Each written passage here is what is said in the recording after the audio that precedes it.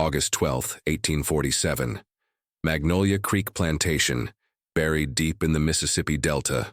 On that suffocating summer night, Colonel Richard Beaumont's wife gave birth to twin sons, one as pale as moonlight, the other dark as the Delta's own river mud.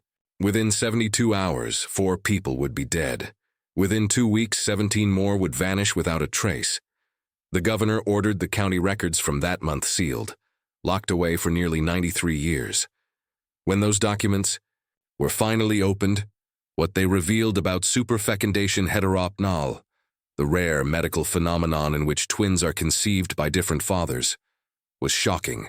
But what they concealed was far more disturbing. A chain of calculated murders, a pact of silence that spanned generations, and a rebellion that came perilously close to setting the entire Mississippi Delta ablaze. Before we continue with the story of Magnolia Creek and the night that changed everything, make sure you're subscribed to Liturgy of Fear. Hit that notification bell and comment below what state you're listening from, because what happened in Mississippi in 1847 might have connections to your own hometown's buried secrets. The events that unfolded that August didn't begin with a birth. They began 7 months earlier in the cold mathematics of cruelty that defined every plantation in the antebellum South. Magnolia Creek Plantation stretched across 4,000 acres of some of the richest soil in Esquina County. The Beaumont family had controlled that land since 1801, when Richard's grandfather purchased it from a French trading company for the price of $30 and a promise to the territorial governor. By 1847, the plantation supported 263 enslaved people, produced 18,000 bales of cotton annually, and maintained a reputation for what the local newspapers diplomatically called efficient management practices. Colonel Richard Beaumont had inherited the plantation at age 29 after his father suffered a fatal stroke while beating a field hand who'd missed quota by 15 lbs. Richard had served briefly in the Second Seoul War, earning his commission less through combat prowess than through his family's political connections to Senator Jefferson Davis. He stood 6 tall, broad-shouldered, with the kind of stern handsomeness that made women at church socials look away quickly. His hair, prematurely silver at 34, gave him an air of distinguished authority that he wielded like a weapon. But it was his eyes that people remembered most, pale gray, almost colorless, with a flatness that suggested something fundamental was missing behind them. His own overseer, a German immigrant named Klaus Hoffmann, once told his wife that looking into the colonel's eyes was like looking into a well that had no bottom and no water, just an endless drop into nothing. Colonel Beaumont had married Catherine Strayford in the spring of 1843. She came from old Charleston money, a family whose wealth derived from rice plantations and the domestic slave trade. Catherine was 22 on her wedding day, educated at a finishing school in Richmond, fluent in French, and accomplished at the pianoforte. She had honey-cold hair that she wore in elaborate braids, a slender figure that the fashion of the day accentuated with tight corseting, and a smile that never quite reached her hazel eyes. The marriage had been arranged by their families, a merger of Delta cotton and low-country rice, of political influence and social standing. Romance had nothing to do with it. Catherine moved into Magnolia Creek's grand house, a 2-story Greek revival structure with 6 massive columns across the front, and a widow's walk nobody ever used, and tried to make peace with her new life. The Mississippi Delta in 1847 was a world of contradictions that would have bewildered anyone from outside the South. Immense wealth existed alongside brutal poverty. Grand balls and poetry readings happened in houses built by enslaved craftsmen who couldn't read their own names. Churches preached about Christian mercy on Sunday mornings. Then their congregants returned to plantations where human beings were worked to death by Thursday. The cognitive dissonance required to maintain this system created a society that was at its core deeply unstable and paranoid. Esquina County was particularly isolated, even by Delta standards. The Mississippi River dominated everything: commerce, transportation, social life, and the constant threat of floods that could destroy a year's crop in a single night. The nearest substantial town was Vicksburg, 40 mi downriver, accessible only by steamboat or a treacherous road that turned to impassable mud for months at a time. This isolation bred insularity. The dozen or so plantation families in the area socialized almost exclusively with each other, intermarried, conducted business together, and maintained a unified front on all matters related to slavery, politics, and the increasingly hostile rhetoric coming from the North. In this closed world, reputation meant everything. A whisper of scandal could destroy a family's standing. An accusation of abolitionist sympathy could lead to social exile or worse. And any threat to the racial hierarchy that undergirded the entire system was met with swift, often violent response. Catherine Beaumont understood these rules. She'd been raised in them, educated in the delicate art of maintaining appearances while ignoring ugly realities. But understanding rules and living comfortably within them were different things. Her first year at Magnolia Creek passed in a haze of supervised activities and suffocating routine. She managed the household staff, 6 enslaved women who cooked, cleaned, and maintained the house. She received visitors on Thursday afternoons. She attended church every Sunday at Deer Creek Baptist, where Reverend Amos Pritchard preached sermons that somehow justified slavery through selective biblical interpretation. She hosted dinner parties for neighboring planters and their wives, serving elaborate meals on imported china, while pretending not to hear the screams that occasionally drifted up from the quarters after dark. And she tried unsuccessfully to produce an heir. The colonel wanted a son. He made this clear in ways both explicit and implicit. He needed a boy to continue the Beaumont name to inherit the plantation to maintain the family's position.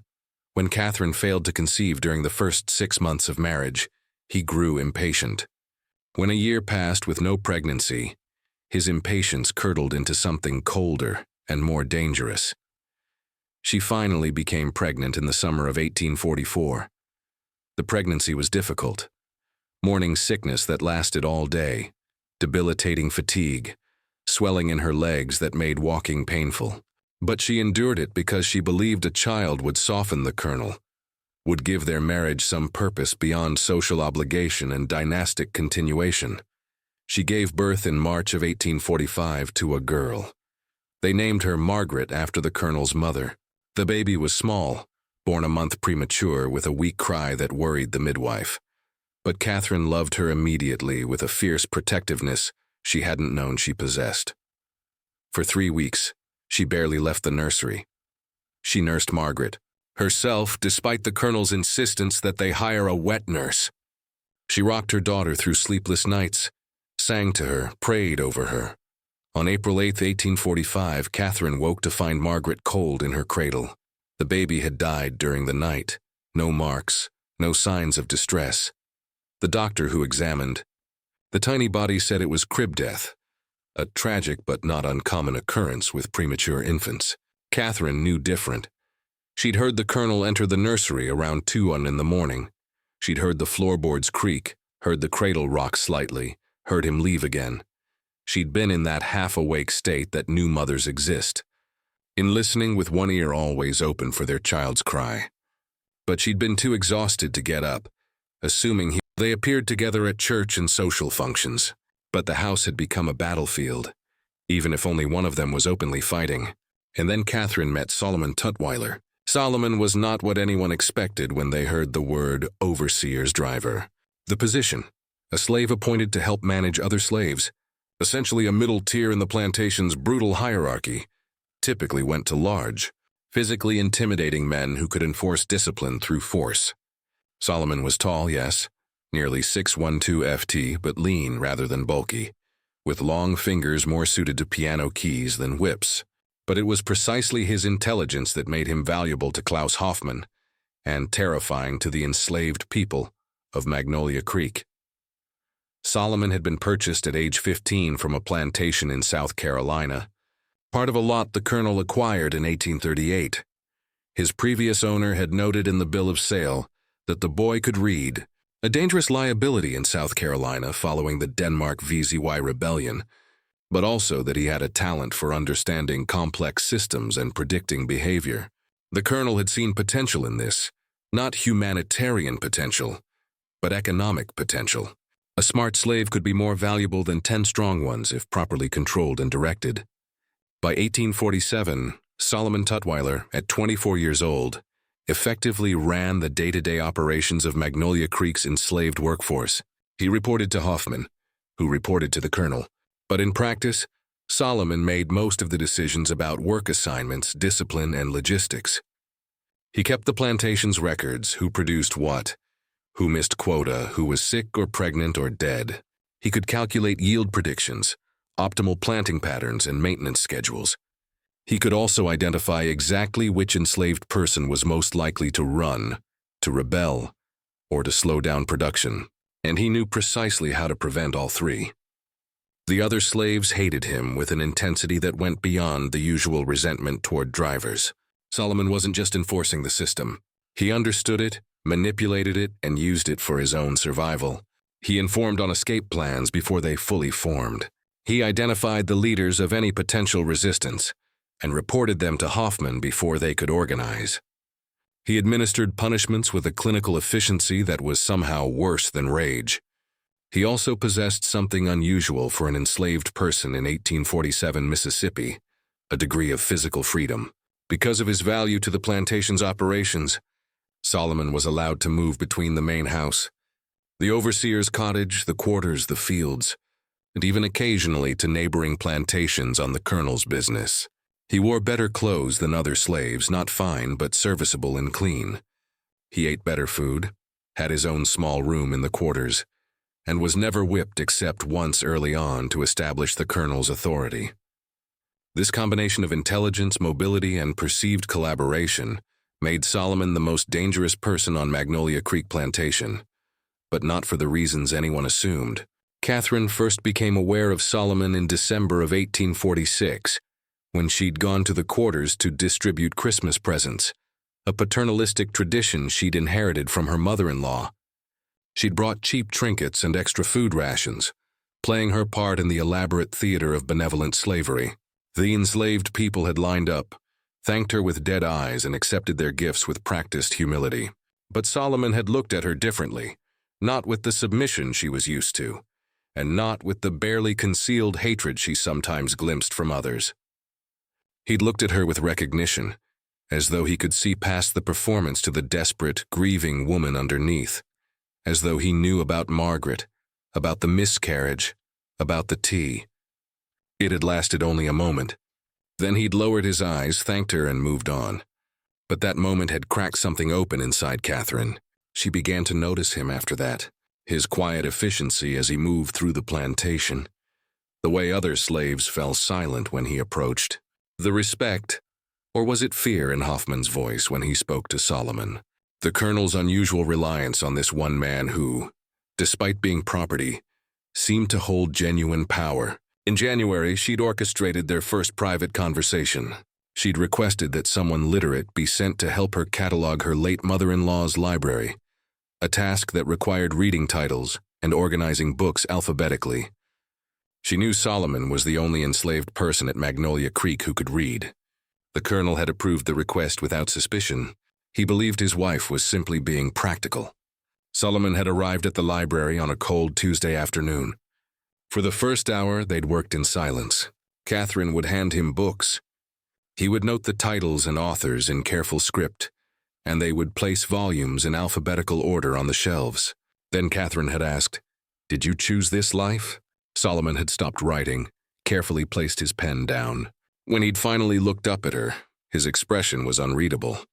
"Ma'am, I'm not sure I understand the question. Being the driver, the colonel's assistant, did you volunteer for that position, or were you assigned to it?" A long pause. When Solomon spoke again, his voice was very quiet, very precise. "I was assigned to it, ma'am. After they discovered I could read, the colonel decided I would be more useful in this capacity than in the fields, and you've been successful in this role." "I have kept myself alive, ma'am." "I'm not certain that counts as success." The honesty in that statement, the first genuine thing anyone had said to Catherine in months, made her eyes sting with unexpected tears. She'd turned away quickly, pretending to search for a particular book. "Did you have children, ma'am?" Solomon had asked, still in that quiet voice. "Before I arrived here, I've only been working at the main house since last year." The question should have been impertinent, crossing every line of racial and social etiquette. but something in his tone made it feel less like intrusion and more like solidarity. "A daughter," Catherine had whispered. "She died. I'm very sorry." And somehow she knew he genuinely was. They'd continued working in silence after that, but something had shifted. An understanding had been established, wordless but real. Over the following weeks, Catherine found reasons to require Solomon's assistance more frequently.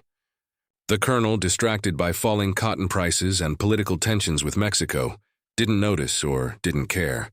Hoffman assumed it was typical plantation lady busy work, organizing closets, cataloging silver, sorting through correspondence.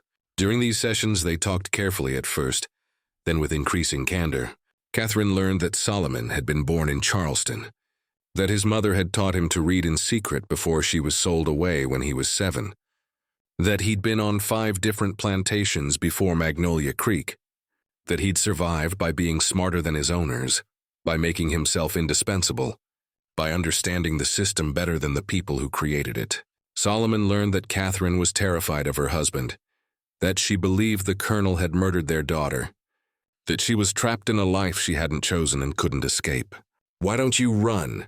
Catherine had asked him once in March. "You're smart enough to make it north. You move freely. You could plan it properly."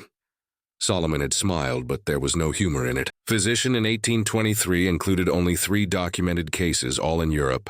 The phenomenon was considered so rare and so scandalous that it was barely discussed in polite medical circles. But the implications consumed Catherine's thoughts for days. If she conceived twins, one from the colonel and one from another man, there was a chance, a slim chance, that one child might be saved from her husband's influence. If one child was visibly not the colonel's, he might reject that child entirely, might send it away or allow Catherine to raise it separately. That child at least wouldn't grow up to become another Richard Beaumont. It was a desperate plan built on statistical improbabilities and wild hope. But Catherine was desperate. On May 23rd, during one of their now frequent library sessions, Catherine asked Solomon a question that changed both their lives. "If I asked you to help me destroy something," she'd said, not looking at him, ostensibly focused on dusting a set of leather-bound volumes, "would you?" Solomon had gone very still. "That would depend on what you wanted destroyed, Mom. A legacy, a continuation of cruelty." "You're talking in riddles." Catherine had turned to face him then, her heart hammering so hard she was certain he could hear it. "I'm pregnant, 2 months along. The baby is the colonel's." Solomon's face had remained carefully neutral. "Congratulations, ma'am." "I don't want congratulations. I want help." She'd explained it then, haltingly at first, then with growing urgency. The theory of superfecundation, the medical texts, her desperate plan to conceive a second child from a different father, to create uncertainty, to give herself leverage and agency in a world that offered her none. "You're asking me to?" Solomon hadn't finished the sentence. "I'm asking you to help me betray my husband in a way that might save at least one child from becoming like him." The silence that followed felt eternal. Catherine could hear her own breathing, the ticking of the grandfather clock in the hallway, the distant sounds of field workers singing as they picked cotton. "Do you understand what you're asking?" Solomon's voice was barely a whisper. "What would happen to both of us if this was discovered? I understand you'd be killed, probably tortured first. I understand I would be destroyed socially, possibly institutionalized. I understand this is the most dangerous thing either of us could do." "Then why?" "Because I watched my husband murder our daughter." The words came out sharp, certain. "Because I will not bring another child into this house without having some way, anyway, to save them from him. Because I am already destroyed, Solomon. I'm just still walking around." Solomon had looked at her for a long moment, his dark eyes searching her face. Then he'd asked very quietly, "Is this really about saving a child, or is this about revenge?" Catherine had considered the question honestly. "Both. Does it matter?" "Yes, ma'am." "It matters a great deal. Revenge is a fire that consumes everything, including the person who lights it. If that's all this is, we'll both burn and accomplish nothing." "Then it's about survival," Catherine had said. "Mine and the child's. Is that acceptable?" Another long silence. Then Solomon had nodded once, almost imperceptibly. "When?" he'd asked soon. "The timing has to be precise. Within the next week, possibly less." They'd made their plans carefully over the following days. Catherine tracked her body's rhythms, calculated the optimal window. Solomon identified the safest time and location.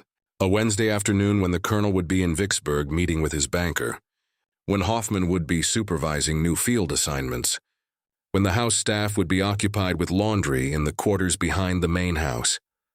On May 27, 1847, at approximately 2 in the afternoon, Catherine and Solomon met in the disused smokehouse at the edge of the plantation's main compound. The structure, built 30 years earlier, had been replaced by a larger facility closer to the kitchens and was now used only for storage of equipment nobody wanted, but nobody bothered to throw away. What happened there took less than 20 minutes. Neither spoke during it. Catherine kept her eyes closed the entire time, tears leaking from beneath her eyelids. Solomon was methodical, quick, and when it was finished, he'd helped her adjust her dress with the same careful efficiency he brought to all tasks. "I'm sorry," he'd said as she prepared to leave. Catherine had looked at him then, really looked at him, and saw something she hadn't expected. Genuine anguish. "Don't be," she'd told him. "This was my choice, my plan. You were just property." He'd finished bitterly doing what property does, following orders. "No." Catherine had touched his hand briefly, a gesture that violated every social code they'd both been raised under. "You were a person helping another person survive. That's all." She'd returned to the main house, bathed thoroughly, and resumed her normal routine as though nothing had happened. That evening, the colonel returned from Vicksburg in a foul mood. The bank had refused to extend his credit line given the instability in cotton prices. He'd eaten dinner in silence, drunk a third of a bottle of whiskey, and retired to his study without speaking to Catherine at all. She'd lain awake that night, one hand on her barely swollen belly, wondering if she'd just saved a life or condemned two. The answer wouldn't come for 4 more months. Through June and July, life at Magnolia Creek maintained its oppressive routine. The temperature climbed to brutal highs regularly over 100 degrees with humidity that made every breath feel like drowning. The cotton grew thick and green in the fields. The enslaved workers toiled from dawn to dusk, then beyond, as the colonel pushed for maximum yield to compensate for falling prices. 2 people died from heat exhaustion in late June. Another attempted escape in early July and was caught, whipped, and sold downriver as an example. Catherine's pregnancy progressed normally, or as normally as any pregnancy could in that heat, in that house, in that life. She grew larger, more uncomfortable, more conscious of the ticking clock counting down to a moment that would either free her or destroy her completely. She and Solomon didn't speak privately again after that afternoon in the smokehouse. It was too dangerous, drew too much attention. But sometimes when she saw him crossing the yard, or when he delivered reports to the colonel's study, their eyes would meet for just a fraction of a second. In those moments, an entire conversation happened without words. "Are you all right? Yes, are you? Yes, can we survive this? We have no choice." The colonel, meanwhile, grew increasingly volatile as summer progressed. Cotton prices continued falling as northern abolition agitation disrupted markets, and southern paranoia increased. Political tensions with Mexico remained unresolved, and at home his wife's pregnancy reminded him daily that he would have an heir to either be proud of or disappointed by. The uncertainty seemed to corrode something in him. He'd always been cruel in a distant administrative way, signing off on punishments, making decisions about sales and separations, enforcing discipline through Hoffman and Solomon. But that summer he began participating directly. He watched whippings now, counting the lashes personally. He rode through the fields during the hottest parts of the day, observing the workers with those flat gray eyes, looking for any sign of shirking. He conducted late-night inspections of the quarters, searching for contraband or evidence of forbidden gatherings. The enslaved people of Magnolia Creek responded by becoming even more careful, even more invisible. They'd learned to read the colonel's moods to know when he was dangerous, to adjust their behavior accordingly. But the constant surveillance created an atmosphere of suffocating fear that infected everyone on the plantation. Hoffman tried to moderate the colonel's impulses, worried that pushing too hard would result in runaways, or worse, organized rebellion. But the colonel ignored him increasingly. He decided that firmness, his word for brutality, was the only way to maintain order in uncertain times. Solomon navigated this deteriorating situation with his usual careful intelligence. He gave the colonel no reason to question his loyalty. He enforced rules, reported infractions, maintained efficiency, but he also began doing something else. Something subtle that only someone watching very carefully would notice. He started making mistakes, small ones. A work assignment that put the wrong person in the wrong place. A miscalculation in supplies that meant field workers ran short of water during the hottest part of the day, requiring an early break. A forgotten message that meant Hoffman rode to the wrong section of the plantation to supervise work, leaving another section unsupervised for 3 hours. Individually, these errors were minor enough to attribute to the heat, to fatigue, to the general chaos of running a large operation, but together they created small pockets of disorder. Little moments where the system's rigid control slipped just slightly. Catherine noticed because she was watching Solomon constantly now, looking for any sign that their shared secret had changed.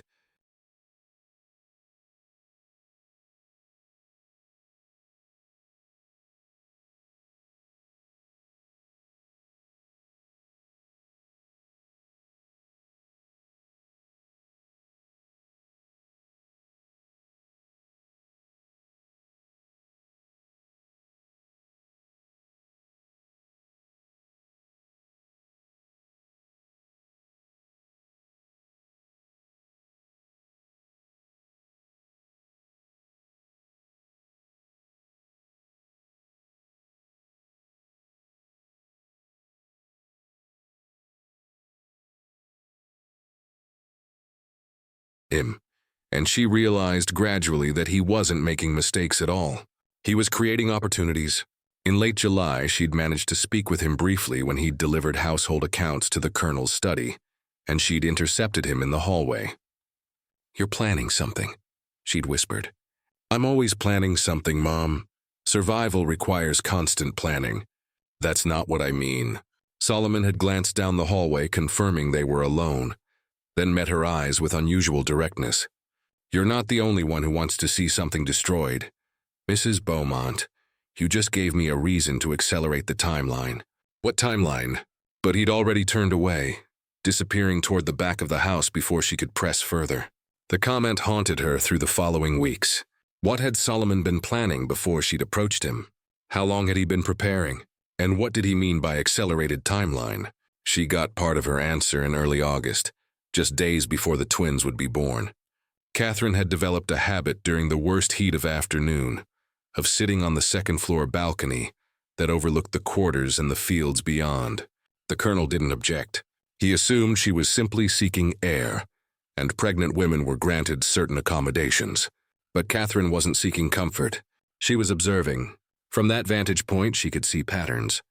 The way certain enslaved people moved between buildings, carrying items that might be tools or might be something else. The brief conversations that happened when Solomon thought no one was watching. The way. Over the course of several weeks, small amounts of supplies seemed to disappear from various locations. Rope, lamp oil, kitchen knives, blankets. Individually, these thefts were minor enough that Hoffman attributed them to normal waste and pilferage. But Catherine, with nothing to do but watch and think, began to see a larger pattern. Solomon wasn't just creating small disruptions. He was stockpiling resources, preparing for something. On August 8th, 4 days before the twins would be born, something happened that brought the simmering tensions to a violent peak. A 15-year-old enslaved girl named Ruth had been working in the main house as a junior housemaid. She was quiet, competent, and invisible in the way that enslaved people learn to be to survive. But the colonel had noticed her anyway. That afternoon, while Catherine was resting in her room and the house staff was occupied with dinner preparations, the colonel had called Ruth to his study. When she didn't emerge after an hour, one of the older house slaves, a woman named Bess, who'd been at Magnolia Creek for 30 years, had gone to check on her. What she found was Ruth, sobbing and bleeding, her dress torn. The colonel calmly pouring himself another whiskey as though nothing had happened. Bess had helped Ruth to the kitchen, cleaned her up, and told her to say nothing to anyone. It was the same advice she'd given other girls over the years. Speaking up only made things worse. Silence was survival. But Solomon had been in the kitchen getting water for Hoffman when they'd arrived. He'd seen Ruth's condition, seen the blank horror in her eyes, understood immediately what had happened, and something that had been carefully contained inside him for 24 years suddenly cracked open. That evening, Solomon requested a meeting with Hoffman. He reported in his usual precise manner that Ruth was injured and wouldn't be able to work for several days.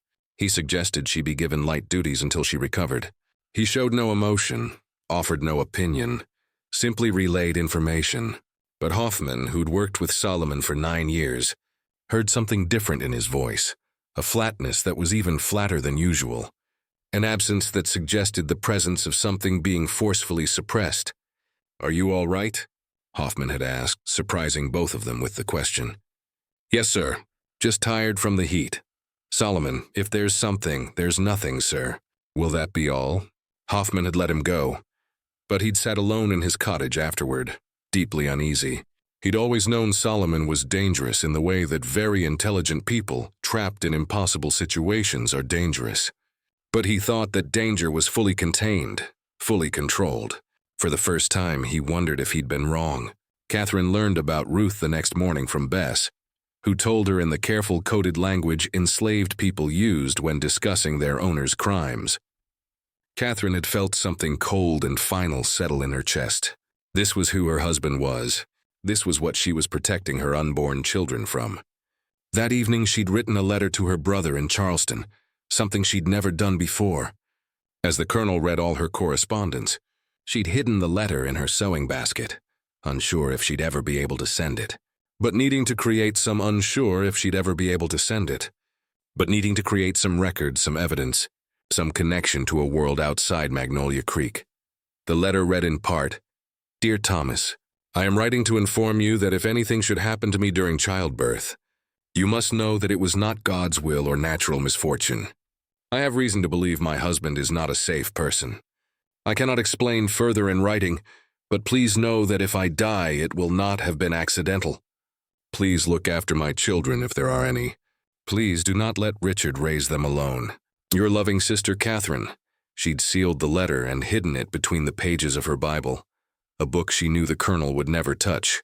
3 days later, on the night of August 11th, Catherine went into labor.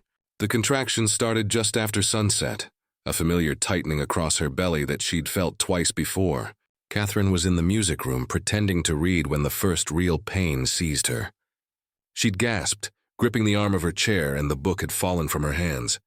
Bess, who'd been dusting nearby, had immediately understood. "I'll fetch the midwife, ma'am, and tell the colonel." "No," Catherine's voice was sharp. "Not yet, not the colonel, just the midwife. Tell him I'm feeling poorly and retired early. Don't tell him about the labor until it's further along." Bess had looked at her strangely. Most women wanted their husbands informed immediately, but she'd nodded and hurried out. The midwife, an older enslaved woman named Dina, who delivered half the babies born at Magnolia Creek over the past 2 decades, arrived within 20 minutes. She'd examined Catherine quickly, efficiently, then settled into a chair by the bed. "First baby usually takes a while," she'd said calmly. "But you've done this before, ma'am. Your body knows what to do." But Catherine had done this before, and both previous pregnancies had ended in death. She couldn't shake the feeling that this labor would be different. Not just because of the superfecundation, but because of everything else. The violence simmering beneath Magnolia Creek's surface, the plans she'd set in motion, the secrets she'd buried that were about to be violently exhumed. The hours crept past. The contractions grew stronger, closer together. Catherine paced when she could, gripped the bedpost when she couldn't, tried to breathe through the waves of pain. Dina remained calm, experienced, occasionally checking her progress. Around midnight, Bess finally informed the colonel. He'd been in his study, working through accounts, and he'd received the news with his typical flat affect. "How much longer?" he'd asked. "Hard to say, sir. Could be hours yet. First babies take their time." The colonel had nodded once, poured himself another whiskey, and returned to his paperwork. He didn't go upstairs to check on his wife. He didn't send encouragement or reassurance. He simply waited, as one might wait for a crop report or a business transaction to conclude.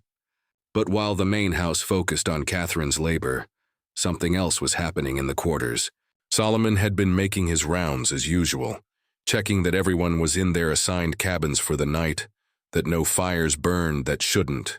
That order was maintained. But his route took him past every cabin, and at each one he paused for just a moment. To the casual observer, he was simply being thorough, but he was actually delivering a message repeated in whispers at each door. Tonight, be ready when you hear the bell. There was no bell at Magnolia Creek. The plantation used a horn to signal work times, but everyone who received the message understood what Solomon meant anyway. The bell was a metaphor, a signal, a beginning. By 2 in the morning, Catherine's labor had intensified to the point where she could no longer contain her screams. The sounds carried through the house, through the open windows, across the yard. Women in the quarters who'd given birth themselves winced in sympathy. Men who'd heard those sounds before, accompanying births, deaths, whippings, tried not to listen. Hoffman, sleeping fitfully in his cottage, heard the screams and felt uneasy for reasons he couldn't articulate. Something felt wrong beyond the normal wrongness of a difficult birth. The air itself seemed charged, oppressive, like the minutes before a lightning strike. At 3:15 in the morning, Danina checked Catherine's progress and announced that it was time to push. Catherine, exhausted and terrified and in more pain than she'd ever experienced, bore down with everything she had.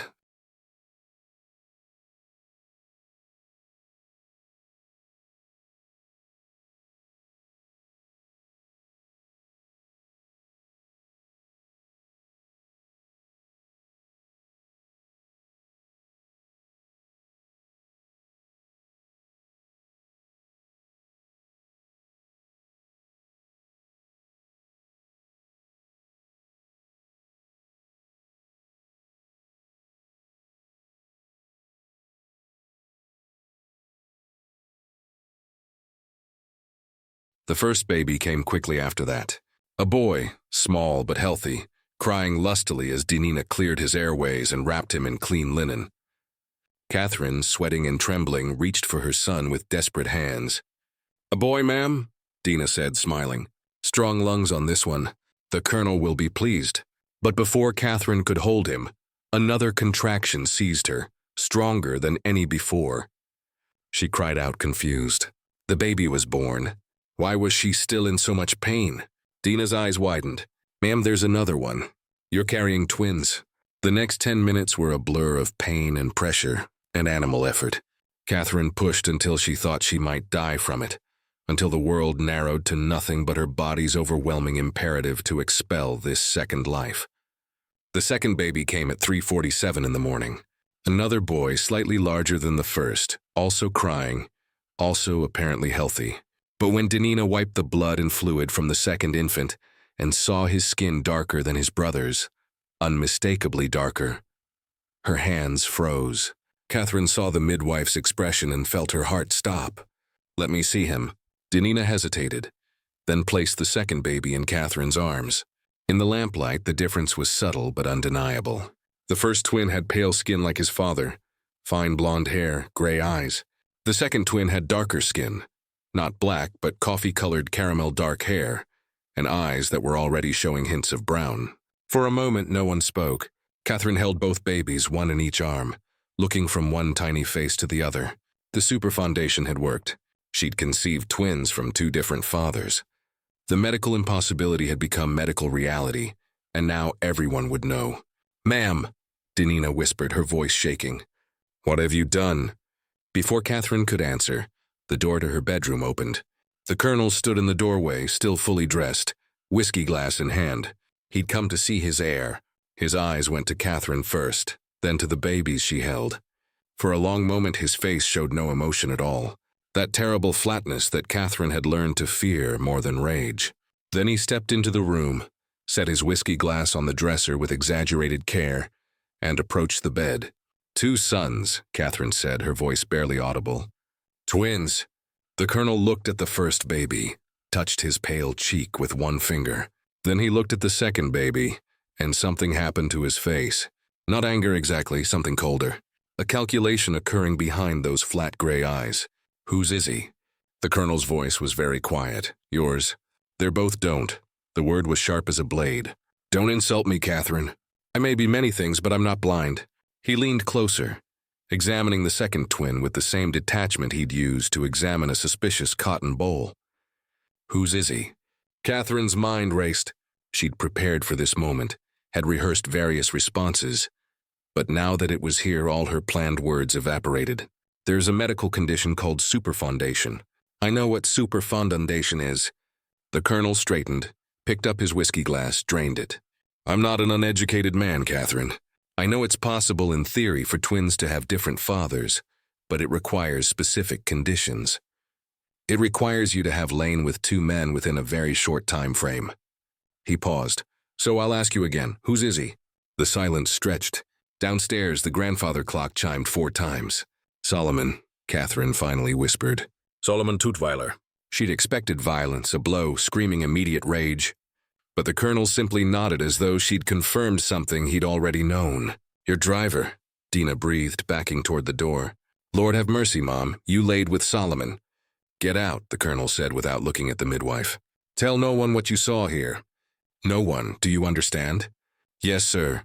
Danina fled, leaving Catherine alone with her husband and there, her, the babies. The colonel walked to the window, looked out at the pre-dawn darkness. When he spoke again, his voice had that administrative quality Catherine recognized from business discussions. Here's what's going to happen. You will stay in this room until I decide what to do with you. The babies will be taken to a wet nurse. No one beyond those already present tonight will see the second child. And Solomon, he paused. Solomon will be dealt with appropriately. Please, Catherine said, clutching both infants tighter. Please don't hurt him. This was my idea, my plan. He was just property following orders. The colonel turned from the window, and for the first time, Catherine saw genuine emotion in his eyes. Not anger, not hurt, something worse, satisfaction? Yes, I imagine that's exactly how you rationalized it. How he rationalized it. But you see, Catherine, it doesn't matter whose idea it was. A slave who touches a white woman hangs. That's the law. That's civilization. That's order. Then hang me too. I'm equally guilty. The colonel actually smiled. Oh, my dear. You're far more useful to me alive. Institutionalized, perhaps sent away to one of those asylums for women whose minds have been weakened by childbirth. That's what people will believe, of course, that the strain of bearing twins drove you to madness, to delusions about adultery. No one will believe you actually lay with a slave willingly. They'll assume you're simply insane. The calculated cruelty of it took Catherine's breath away. He was going to use her confession as proof of madness, would lock her away, would control the entire narrative, and Solomon would die for a crime that she'd initiated. You can't, she whispered. I can. I will, and Catherine. He moved closer to the bed, looked down at both babies with clinical interest. I'll keep the white one, raise him as my heir, as though nothing irregular occurred. But the other, he reached out as if to touch the darker twin, then withdrew his hand. The other is an abomination, a stain on my family's name. I'll have him taken to the quarters, sold downriver as soon as possible. He'll disappear into the cotton fields of some plantation where no one knows his origins, and he'll die there, forgotten. No. Catherine pulled both babies against her chest. You can't separate them. They're brothers. They're innocent. They're a white child and a mulatto bastard, the colonel corrected. And I'll do with both whatever serves my interest best. Now give them to me. He reached for the babies, and Catherine, exhausted, bleeding, traumatized but still a mother, did something she'd never done before. She fought back. She kicked at him, scratched at his hands, screamed for help loud enough to wake the entire house. The babies, jostled and frightened, began crying in earnest, their wails mixing with Catherine's screams and the colonel's shouted commands. Bess burst into the room, saw the struggle, froze in horror. Behind her, Hoffman appeared, drawn by the noise, his face pale in the lamplight. Sir, what's happening? Hold her down, the colonel ordered. Take the babies now. But before anyone could move, a sound cut through the chaos. A sound that didn't belong in this moment, in this house, in this world. The deep resonant toll of a bell. Everyone froze. Magnolia Creek didn't have a bell. The plantation had never had a bell. The toll came again, then again. Steady, rhythmic, impossible. Hoffman moved to the window, looked out toward the quarters, and what he saw drained all color from his face. Sir, he whispered. Sir, you need to see this. The colonel, still holding one of Catherine's wrists, turned toward the window. What he saw there made him release his wife and moved toward the glass, his expression transforming from controlled fury to something approaching shock. The quarters were on fire. Not one cabin, not an accident. Every single structure in the slave quarters was burning simultaneously. Flames climbing into the pre-dawn sky, smoke billowing in great black columns, and in front of the fires, silhouetted against the orange glow, dozens of figures stood in absolute silence watching the main house.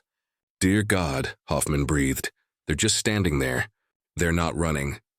They're not panicking. They're just watching." The bell tolled again, and now they could see its source. Someone had mounted the plantation's large iron cookpot on a wooden frame and was striking it with a metal bar, creating deep, resonant tones that carried across the entire plantation. "It's a signal," the colonel said, his voice flat again. "They've organized. This is rebellion." As if to confirm his words, the silent watchers began to move. Not toward the main house, not in a panicked mob, but in organized groups, spreading out across the plantation with clear purpose. Some headed toward the equipment barns, others toward the cotton stores. Still others began advancing toward the main house itself. "We need to barricade the doors," Hoffman said, backing away from the window. "Get the weapons, sir. We need to. Where's Solomon?" The colonel's question cut through Hoffman's panic. "Where is Solomon Tutwiler?" As if in answer, a figure emerged from the smoke and flames, walking slowly up the path from the quarters toward the main house. Even from a distance, even through the haze, they recognized him. Solomon, tall,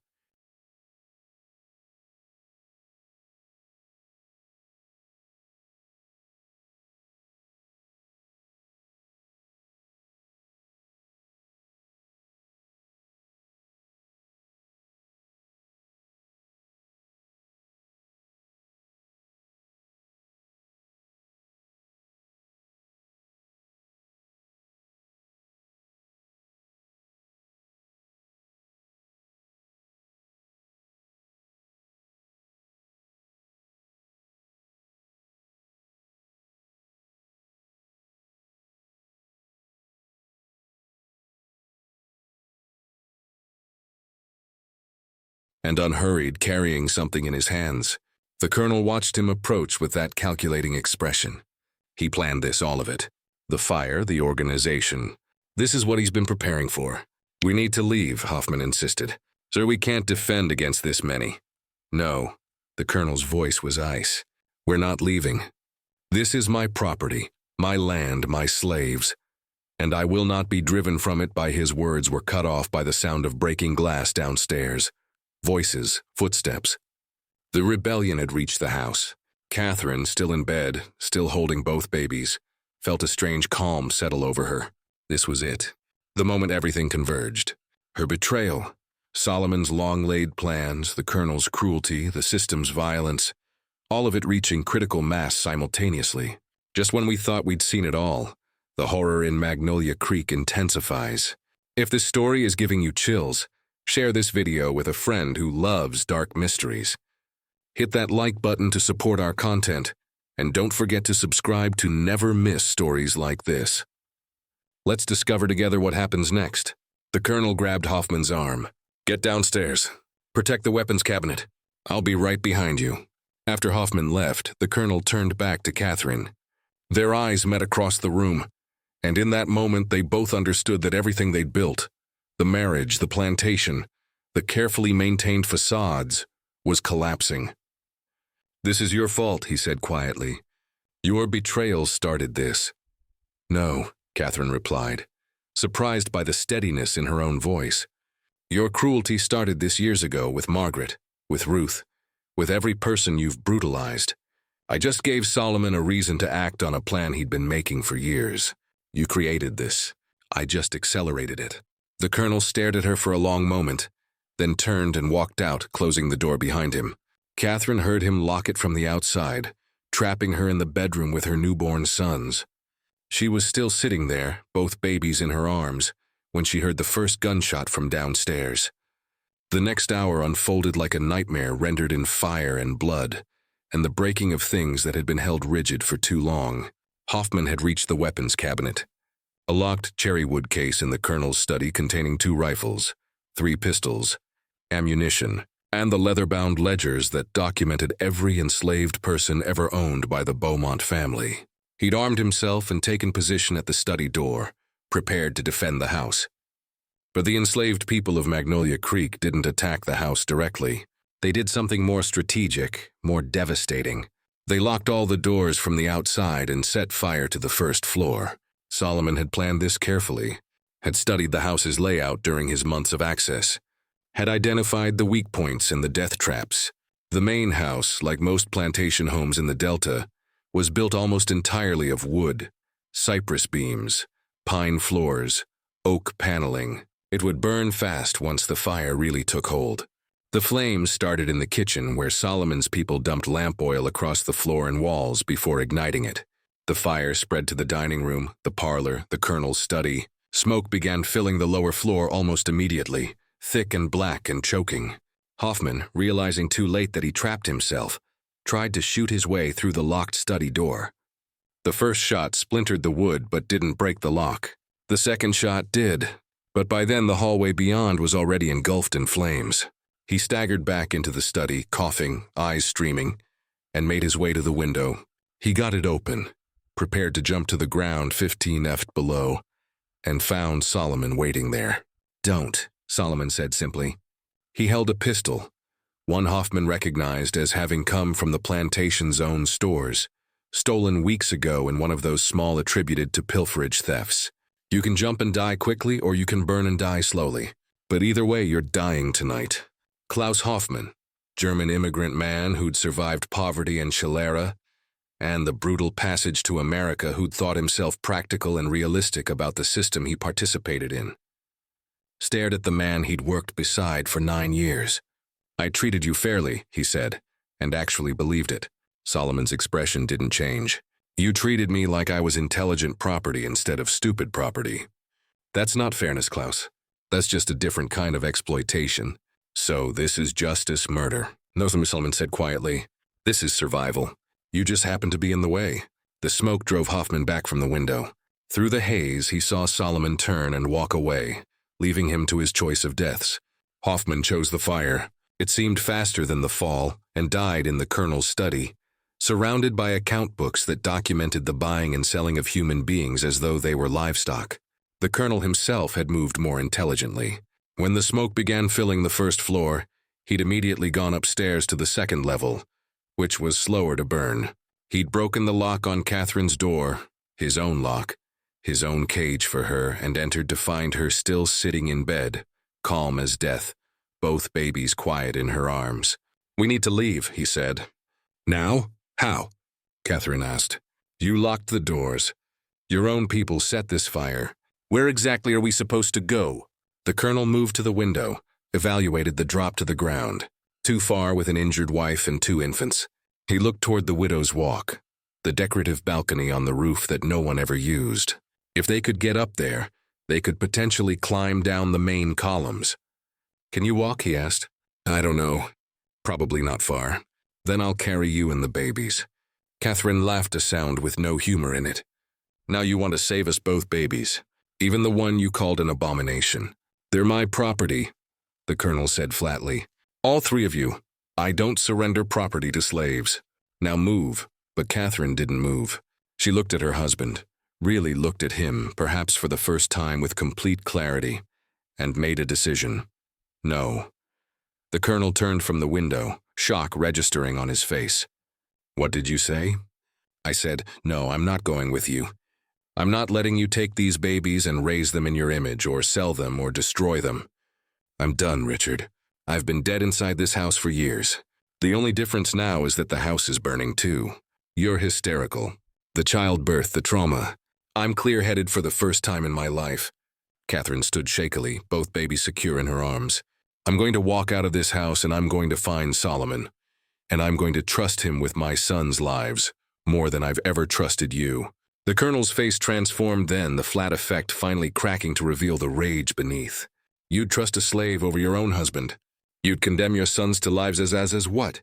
Free unknown, away from you." Catherine moved toward the door, each step agonizing but determined. "Yes, absolutely, yes," the colonel blocked her path. "You're not leaving. Then we'll burn together." At least we'll be warm." For a moment they stood frozen in tableau, husband and wife, owner and property. Two people who destroyed each other through calculated cruelties and desperate rebellions.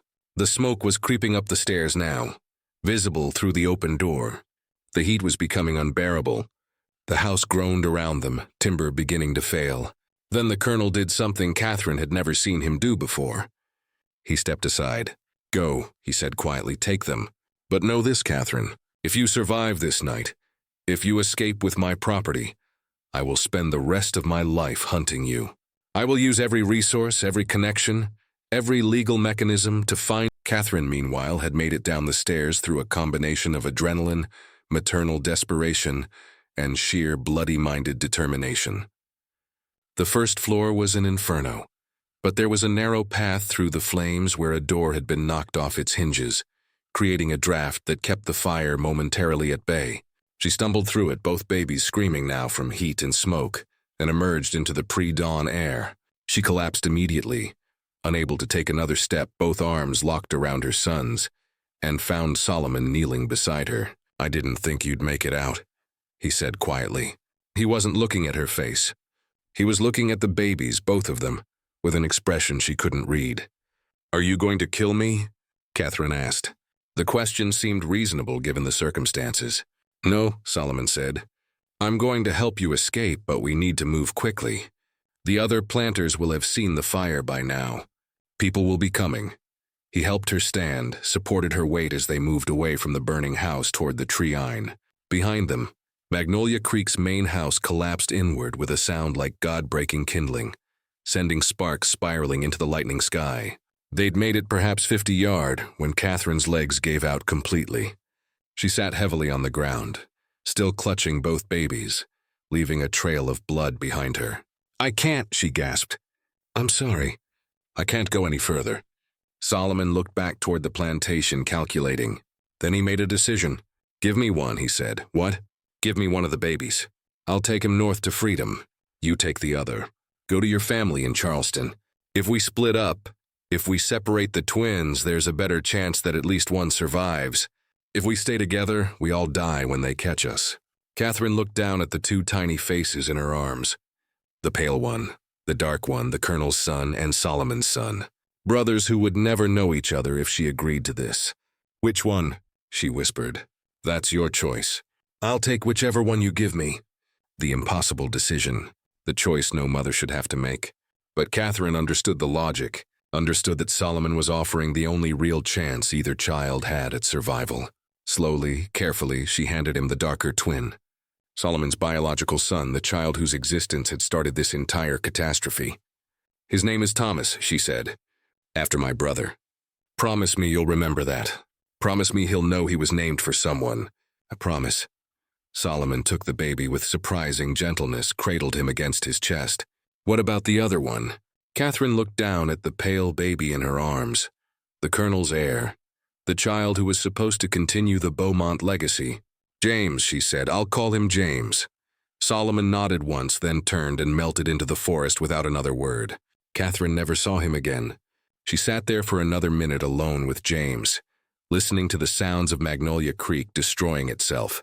The fire, the screams, the chaos.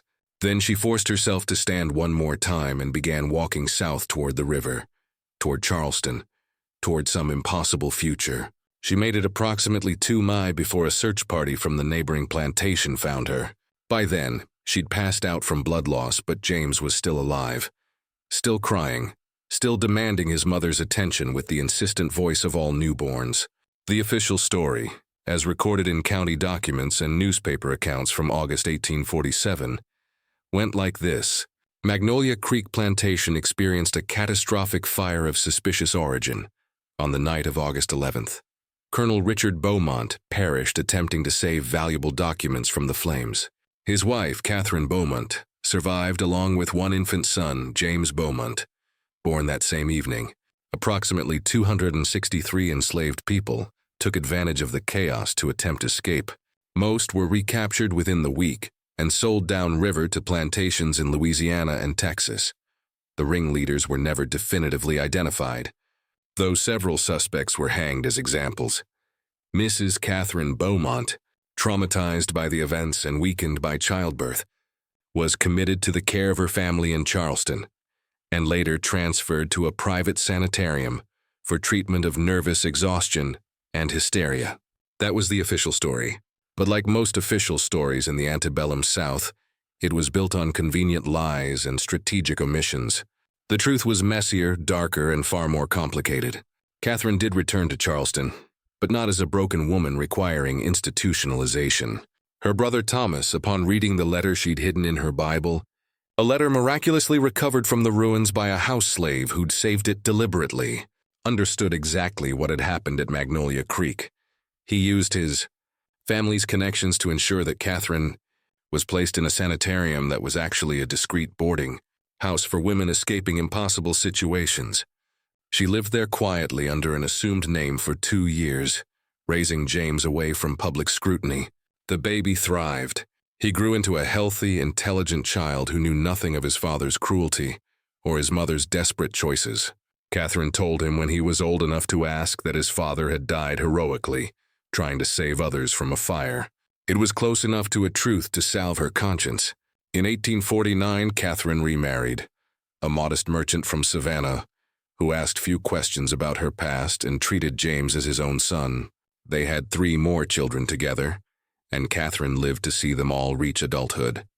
She never spoke publicly about Magnolia Creek, and the few times someone recognized her name and asked about the tragedy, she would smile politely and say it was all so long ago and so painful that she preferred not to dwell on it.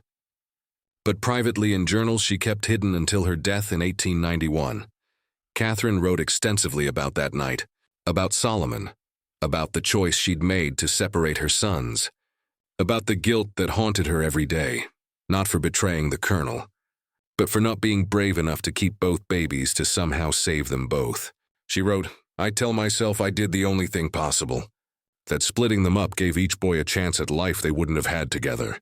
But I dream of Thomas, the son I gave away, and wonder who he became, whether Solomon kept his promise, whether my baby lived to see freedom or died in some cotton field, nameless and forgotten. James will inherit money and status, but Thomas, if he survived, inherited something potentially more valuable, the possibility of actual freedom. I hope it was worth it. I hope I didn't simply condemn him to a different kind of death." As for Solomon and Thomas, their story becomes harder to trace.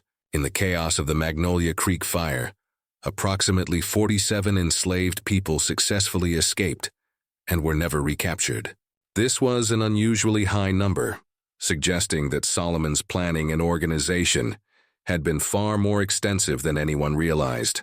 There are fragmentary records, carefully vague, deliberately incomplete, that suggest a tall black man traveling with an infant made it to Cincinnati, Ohio by late 1847. From there, the trail goes cold, which in the context of the Underground Railroad often meant successful passage into Canada. 1852, a man named Solomon Turner, note the slight name change, appeared in the records of Chatham, Ontario, a settlement known for accepting fugitive slaves. He worked as a carpenter, was described as literate and intelligent, and lived alone except for a young boy he claimed was his son. The boy, approximately 5 years old, was named Thomas, and had notably light skin for being the son of a man as dark as Solomon Turner. This could be coincidence. Chatham was full of fugitive slaves rebuilding their lives under new names, many with complex family situations resulting from the fractures of slavery. But the details align too precisely to ignore the name, the timing, the child's appearance, Solomon's documented literacy. If this was indeed the same Solomon from Magnolia Creek, he kept his promise. He raised Thomas in freedom in a country where the boy's mixed heritage was unusual, but not illegal, not shameful, not dangerous. Thomas Turner grew up learning carpentry from his father, learning to read and write, learning that there was no mention of his origins, no reference to the circumstances of his birth, just the simple facts of a life lived in freedom. Meanwhile, back in Mississippi, the Magnolia Creek fire became a cautionary tale whispered between planters over whiskey and cards. The story mutated in the telling, becoming less about human decisions and more about the inherent danger of slaves, the constant threat of rebellion, the necessity of harsh discipline to maintain order. The fact that the rebellion had been sparked by a white woman's choice to sleep with an enslaved man was largely erased from the narrative. Too shameful, too threatening to the racial hierarchy that undergirded everything. The land that had been Magnolia Creek Plantation sat empty for 3 years before being purchased by a speculator from Natchez. He cleared the ruins, rebuilt more modestly, and operated it as a cotton farm with a much smaller enslaved workforce. But the plantation never regained its former prominence, and locals claimed the land was unlucky. Crops failed regularly. Buildings suffered inexplicable damage. Workers reported feeling uneasy in the fields where the old quarters had stood. The property changed hands 7 times between 1850 and 1900, each owner staying only a few years before selling at a loss. The pattern suggested less supernatural curse and more practical reality. The land's reputation made it difficult to hire overseers or purchase slaves willing to work there. Memory, even half-true memory, has power. During the Civil War, Union forces burned what remained of the main house during their Vicksburg campaign. And after that, the Magnolia Creek property was subdivided and sold off in pieces. By the early 20th century, nothing remained to mark where the plantation had stood, except some foundation stones and a handful of grave markers in what had been the family cemetery. One of those markers read, Margaret Beaumont, March 8, April 8, 1845, gone too soon. The Colonel's first daughter, whose death had been the beginning of everything that followed, Catherine had made sure before she left Mississippi that Margaret's grave was properly marked. It was the only acknowledgement of the child who'd lived just 3 weeks, but whose death had cracked open her mother's carefully constructed denial about who her husband truly was. The historical record contains one final curious document, discovered in a trunk of papers donated to the Mississippi Department of Archives in 1967 by a descendant of Thomas Strafford, Catherine's brother. It's a letter dated September 3, 1890, written in an elderly woman's shaking hand. The letter is unsigned, but the handwriting matches Catherine's journals. It's addressed simply to Thomas, if you still live. The letter reads, I am an old woman now with death approaching more quickly than I'd like. My son James is 53 years old, a successful attorney in Atlanta, a father himself to children who never knew their grandfather's cruelty. I have lived a good life, much longer than I deserved given my choices and their consequences. But I write this not to confess or seek absolution. I write because I want someone to know the truth about the night you were born. The official histories will record only fire and rebellion and a mad woman's delusions. They will not record that 2 boys were born, brothers, one black and one white, separated by fear and necessity, and an impossible choice. They will not record that your father, Solomon Tutwiler, was the bravest and most intelligent man I ever met, and that whatever happened between us that afternoon in May was less betrayal and more mutual survival. They will not record that he planned a rebellion so precisely that 47 people found freedom because of it, or that he risked everything to help a white woman escape her prison, even after she'd used him for her own desperate purposes. They will not record that I think of you every day, that I wonder who you became, whether you're alive or dead, free or enslaved, happy or broken, that I carry the guilt of splitting you from your brother like a stone in my chest, knowing it was necessary but hating that it was necessary. If you live, if somehow this letter finds you, know that you were wanted, that you were named for someone who mattered to me, that your birth, however complicated and violent, was not shameful, but defiant, that you were loved even in the moment I had to let you go. I hope Solomon kept his promise. I hope you found freedom. I hope you never learned the hatred I saw consume so many, though you had every reason to embrace it. Your mother, Catherine. The letter was never sent. Catherine died in Charleston on November 3, 1891 at age 70, having never found a way to deliver those words to the son she'd given away. The letter remained in her personal effects, eventually passed down through James's family line, a mystery that none of her descendants could fully understand or explain. The official records of Issaquena County contain only the barest facts about Magnolia Creek. The fire, the deaths, the property transfers. They don't mention twins. They don't mention Solomon Tutwiler by name. He appears only as ringleader, identity unknown, presumed escaped. They certainly don't mention Catherine's choice or the medical phenomenon that made it all possible, or the 15-year-old girl whose assault had been the final spark. But absence of documentation doesn't mean absence of truth. Just means that some truths were too dangerous to record, too shameful to acknowledge, too threatening to the social order that men like Colonel Beaumont had built their entire world upon. In the years following the Magnolia Creek fire, similar incidents increased across the Deep South. Small rebellions, mysterious fires, unexplained disappearances of enslaved people in larger numbers than usual. The system that relied on absolute control was discovering that absolute control was impossible to maintain indefinitely. Every crack created opportunities, and desperate people became very good at finding opportunities. The Civil War would come 14 years after that August night, and with it the legal end of the institution that had created the conditions for tragedies like Magnolia Creek. But the war wouldn't erase what had happened, wouldn't undo the separations, wouldn't heal the wounds that ran so deep they'd marked entire generations. James Beaumont grew up believing his father had been a stern but honorable man who died trying to save others. He became an attorney, as his mother had hoped, and used his position to quietly help freed slaves navigate the legal system during Reconstruction. He never knew he had a twin brother, never knew his mother had made an impossible choice in fire and blood, never knew that his very existence was tied to an act of desperate rebellion that had cost dozens of lives. He died in 1902, successful and respected, surrounded by children and grandchildren who carried the Beaumont name into the 20th century, completely ignorant of the violence and tragedy that had marked their origins. As for Thomas and Solomon, their trail goes cold after Mississippi. Whether they made it north, whether they found the freedom Solomon had been planning for, whether Thomas grew up knowing his true story or lived his entire life believing a gentler lie, these questions have no definitive answers. The absence of records could mean death, or it could mean successful escape into a life where documentation was deliberately avoided, where the past was intentionally obscured, where survival meant becoming invisible to the very systems that had once claimed ownership. Perhaps that's the most fitting end for their story. Uncertainty. The same uncertainty that Catherine lived with every day for 44 years. The same uncertainty that haunted her enough to write that letter in her final year, knowing she'd never send it, needing to write it anyway. What is certain is this.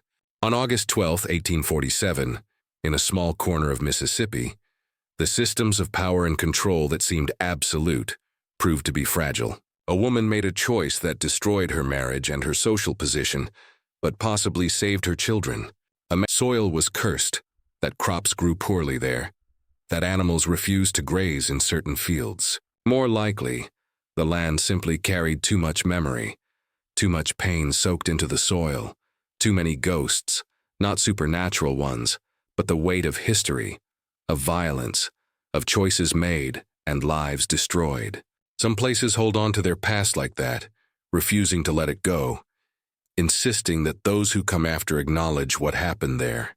By 1900, most of the Magnolia Creek property had been divided into small farms worked by sharecroppers, many of them formerly enslaved people or their children, working land their ancestors had been forced to work under very different circumstances. The old main house was completely gone, reclaimed by kudzu and time. The quarters were gone. Even the cemetery had been largely abandoned, the gravestones weathered and leaning, most of the names unlegible. Only Margaret's marker remained clear, protected by its marble construction, and perhaps by Catherine's determination that her daughter not be completely forgotten. Gone too soon, it read, and in a way that could have been the epitaph for everyone who'd been touched by the events of August 1847. Everyone had been taken too soon in one way or another by death, by separation, by choices they shouldn't have had to make. This mystery shows us that the most terrifying horrors in history weren't supernatural. They were the systems human beings created and maintained, the casual cruelties they justified, the impossible choices they forced on each other. The real horror of Magnolia Creek wasn't in ghosts or curses, but in the documented, legal, socially accepted practices that made a night like August 11, 1847 inevitable. What do you think of this story? Do you believe Catherine made the right choice separating her sons? Could there have been another way, or was this the only path to survival? Leave your comment below. If you enjoyed this tale and want more historical mysteries like this, subscribe to Liturgy of Fear, hit the notification bell, and share this story with someone who appreciates the dark corners of American history. These stories need to be told, need to be remembered, need to be understood, not to judge the people who lived them, but to ensure we never create conditions where such choices become necessary again. Thank you for listening. See you in the next video.